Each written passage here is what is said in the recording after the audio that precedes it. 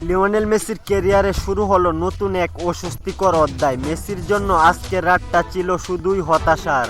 MLS এর গুরুত্বপূর্ণ ম্যাচে ন্যাশভিলের বিপক্ষে মাঠে নেমেছিল ইন্টার মায়ামি, কিন্তু শেষ পর্যন্ত ন্যাশভিলের বিপক্ষে এক ব্যর্থতার রেকর্ড গড়েন মেসি। ম্যাচের শুরুতেই এক গোলে পিছিয়ে পড়ার পর 17তম মিনিটে লিওনেল মেসির সামনে আসে গোল করার সুবর্ণ সুযোগ। পেনাল্টি থেকে দলকে সমতায় ফেরার সুযোগ পেয়েছিলেন আর্জেন্টাইন এই মহাতারকা, কিন্তু তার শট ঠেকিয়ে দেন ন্যাশভিলের গোলরক্ষক ব্রায়ান কুক।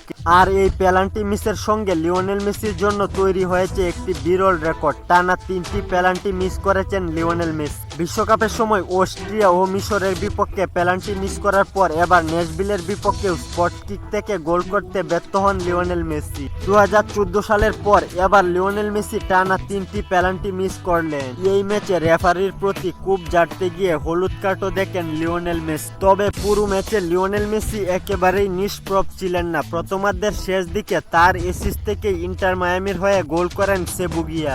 1-1 গোলে প্রথমার্ধ শেষ হওয়ার পর দ্বিতীয়ার্ধে ন্যাশভিল ম্যাচের নিয়ন্ত্রণ নিয়ে নেয় এবং শেষ পর্যন্ত 4-1 গোলের বিশাল ব্যবধানে জয় তুলে নেয় ন্যাশভিল। এই ম্যাচে লিওনেল মেসির রাতটা আরো হতাশার হয়ে ওঠে ম্যাচের একেবারে শেষ মুহূর্তে।